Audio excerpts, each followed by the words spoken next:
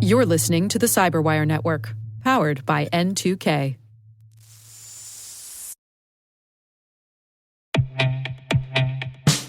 And now a word from our sponsor, SpyCloud.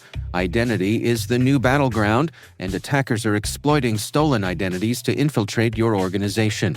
Traditional defenses can't keep up. SpyCloud's holistic identity threat protection helps security teams uncover and automatically remediate hidden exposures across your users, from breaches, malware, and phishing to neutralize identity-based threats like account takeover, fraud, and ransomware. Don't let invisible threats compromise your business. Get your free corporate darknet exposure report at spycloud.com/cyberwire and see what attackers already know. That's spycloud.com/cyberwire.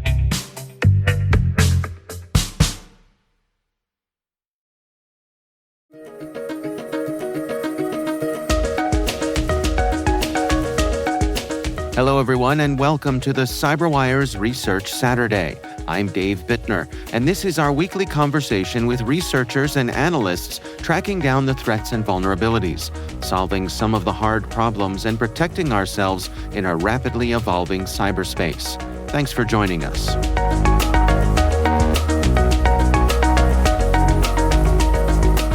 If we see that in a strange or new or different application or program that we don't typically see, we start to get the hunch, hey, there might be some weaknesses. There's a flaw or potential vulnerability in that software. And truth be told, that was the very beginning of the story here. When we saw this detector fire, well, that pointed us towards that center stack application. And then after we did our homework, did a little bit of research, we see, oh, this has just recently been added to the known exploited vulnerabilities database that CISA maintains. And we're thinking, okay, yeah, we're on to something here. That's John Hammond, Principal Security Researcher at Huntress.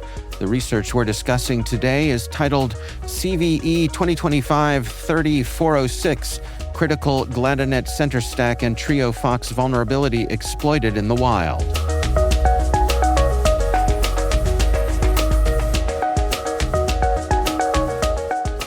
Well, for folks who aren't knee-deep in exploit detection every day, it's my understanding from reading the research that it was a PowerShell alert that was part of tripping you off to that there was a problem here? Correct.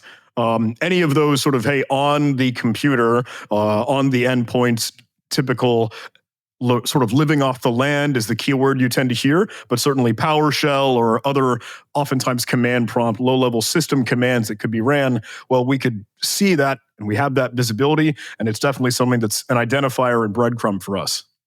So at the center of this is CVE 2025-30406.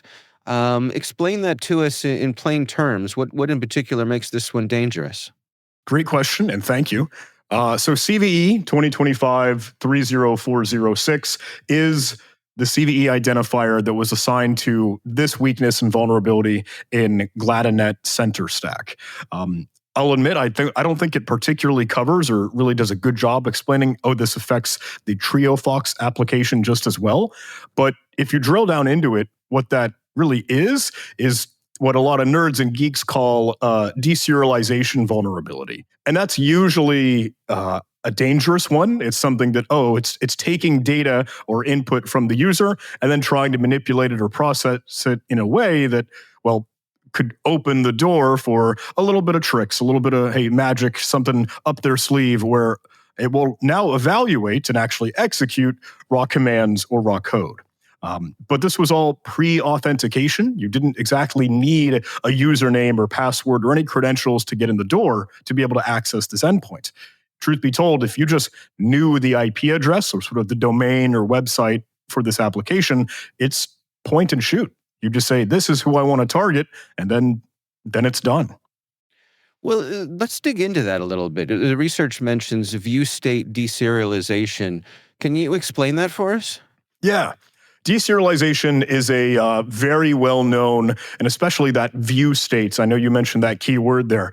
That is a common, I don't know if that's the right word to say, that's just a well-established potential weakness in this specific style or format of applications.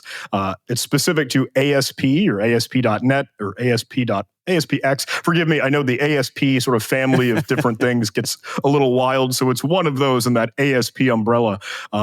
But that is native and natural to that language and syntax and code that's used for web applications like this. That view state handles session logic. So anytime that you might be interacting with the website, it's keeping track of, you logged in, you have some information tied to your account and properties with your own persona as you navigate through the pages. But ASP in this view states, if it's trying to deserialize some data, it could absolutely be used and abused. Now, this exploit involves hard-coded cryptographic keys. Can we dig into that a little bit? Can you unpack that for us? Yes, and thank you, because this is the heart of the issue. The way that view state works, and I'm glad we got to the core of it, well, truthfully, it relies on sensitive secrets, kind of to be used as the seed or the beginning, original value that it will work with for a lot of the crypto math and magic that it uses to compute and work with all the input and output it's handling. Now, the secrets is something that should be stored server side. It should be a secret, right? It's not something that'll be in the user's browser. It's going to be way across the internet, tucked away on the server or the website that you're trying to access. But it needs to be secret. And unfortunately, it seemed that in these GladaNet, CenterStack, and Triofox installations, every single installation or copy and running rendition of the server just had the exact same value. It was not changed, it was not rotated, it was not new or dynamic. So if you knew one, you knew all of them. And that way it's not a secret anymore. You could go track down and determine what are those values, what are those magic numbers that will clue us in to be able to beat up that view state and do this deserialization attack.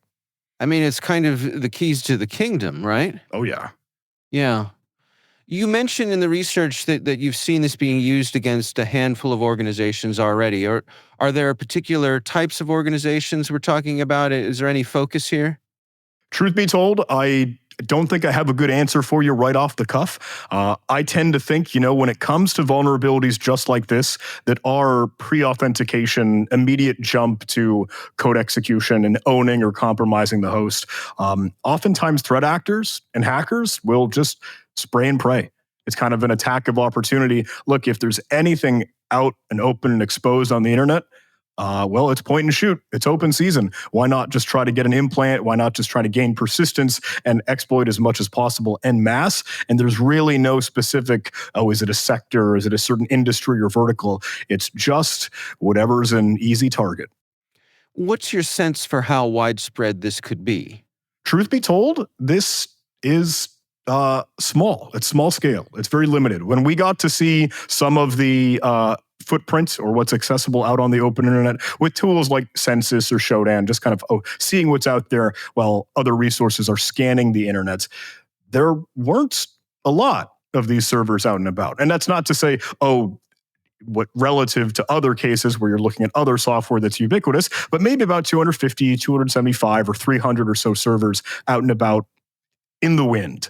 And I'll say what we saw compromised or now potentially tested in our partner environments, small numbers. Started at 2, moved to 7, maybe move up to 12 or 24. But that's not 0. And that's more than enough for us to, spring into action.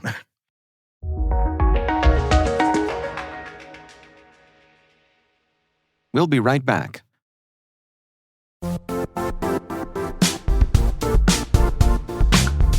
And now, a word from our sponsor, ThreatLocker. Keeping your system secure shouldn't mean constantly reacting to threats. ThreatLocker helps you take a different approach by giving you full control over what software can run in your environment. If it's not approved, it doesn't run. Simple as that. It's a way to stop ransomware and other attacks before they start, without adding extra complexity to your day. See how ThreatLocker can help you lock down your environment at www.threatlocker.com.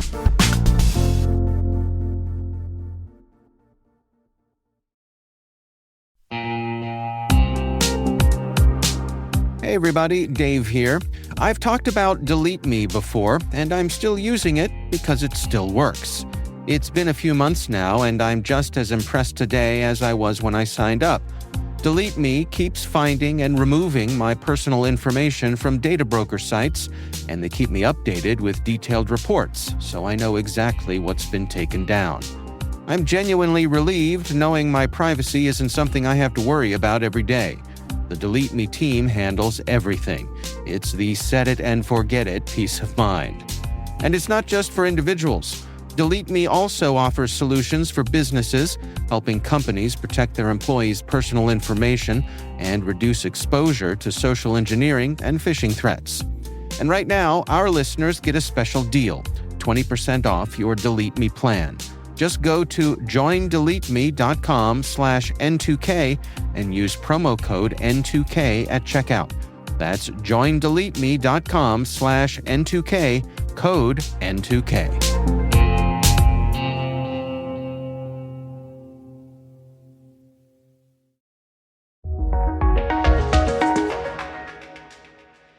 Yeah, I mean, I guess it's on the one hand, it's good news that it's not more globally widespread, but on the other hand, if one of those servers happens to be yours, that can make for a bad day. Yeah, without a doubt. So let's go through a typical attack chain here. Can you walk us through sort of step by step what the attacker does and what they're trying to accomplish? I can, and forgive me, I can get as nerdy and geeky and spew as much technobabble as you'd like. Well, let's walk the line there, knowing that our audience is pretty technical, but also, we do have limited time. No. So let's say you're putting your hacker hat on, you're acting as the adversary, and if you're doing your homework, trying to just track down what are these hard-coded secrets or these cryptographic values tucked away in the application center stack or Triofox. Truth be told, you can just kind of grab a free trial of the software off the website, off the internet, and then get it installed, and you could see what the values are. And that's the keys of the kingdom, just as you mentioned. So there are, again, truth be told, off-the-shelf, like readily available tools and tooling to be able to test or validate weaknesses like this with view state deserialization in these ASP web apps. Why so serial is what I'm alluding to for, again, the nerds and geeks listening in. But you can pretty easily weaponize that. There are plugins to say, plug in these right values, those correct sensitive cryptographic keys, and then point it to a server. If we wanted to zoom in just a little bit, and this is really where the nuance comes in, if I may, there are different endpoints or different addresses, like you're accessing the website, that will correspond to a different internal configuration file where there might be different view state configuration values. So you, as a system owner, as an administrator, maybe the IT or security individual, you need to be tracking all of those. It boils down to just two, kind of as we've seen in the wild. But that is where we wanted to get a little bit of the extra messaging out, because it's not just one file on your file system. It's something else that you got to keep track of too. And some of the patching or upgrading opportunities that are available to you, I'll admit, there was more than one. And some of them worked and some of them didn't seem to. So we've seen instances where this software, GladNet or Triofox, is, in air quotes, upgraded to the latest version and, in air quotes, patched, but those sensitive keys still weren't rotated and could still just as easily be exploited. So there are a couple gimmicks and gotchas there that we wanted to help spread the word for. This was just too easily weaponized, but a couple things to still keep an eye out and be aware of. So as the attacker makes their way through their business here, what sort of things do they seem to be focused on? This one is oftentimes gaining persistence, gaining more implants, access, hooks and claws so that they can get back into the environment. If they maybe found a door closed behind them or anything, there's still other opportunities to continue their campaign or work with this later. We had seen Cobalt Strike, very, very well known, and again, common command and control capability and tooling there, and others like different remote monitoring and management solutions. Again, nerds and geeks might be familiar with Mesh Central, but you think of that as, again, just that remote control application that's typically trusted. It's a well-known, and that's just a third-party solution that your antivirus or a lot of security solutions aren't going to complain about because it looks, quote unquote, normal. It's just how it's used with the intent, with the purpose. But bad actors, well, they have ill intent. Yeah.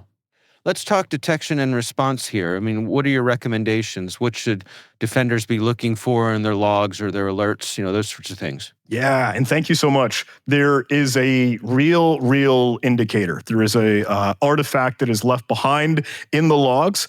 You could drill down and track down the Windows event viewer, or the Windows application event log. And if you wanted to be super tactical, one of the event IDs, I believe it's 1316, will just really sound the alarm. It says bright and bold, view state verification failed, like view state was invalid, anything curious there, but it'll include the whole payload or the raw dump that's just the encoded commands that could have very well been trying to be executed, trying to be processed, deserialized to run.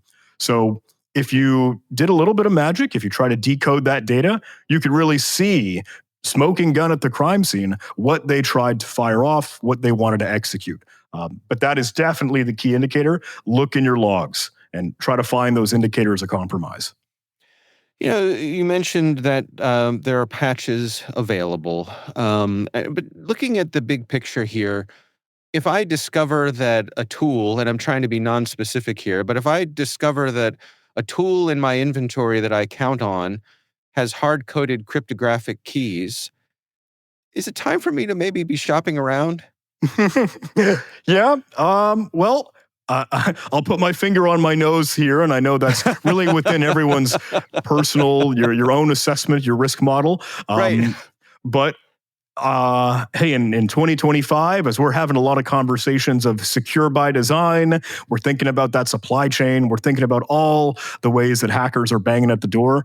Yeah, maybe we can board up the windows and lock the doors a little bit more. Yeah. What do you hope people take away from this research? Any words of wisdom here?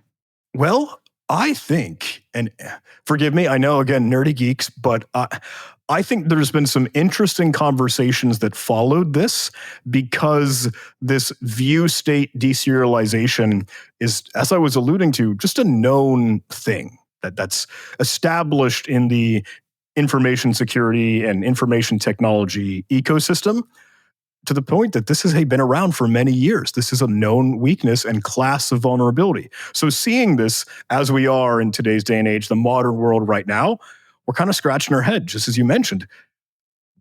Why do we still stuck with this? And are there other applications or software that have the same fault? So we saw some write-ups and articles from Microsoft. We saw other vendors, ConnectWise, making some changes to their Screen Connect application and other things to try and mitigate this. So this glaring, potentially open hole is not an attack surface for the future. And I'm glad to see and hear kind of the industry, hey, picking up our ears and looking around and having the wherewithal to say, oh yeah, let's get ahead of this so there's not more damage done. We can limit this and focus on that class of vulnerabilities. We really got to make sure we can nip this in the bud.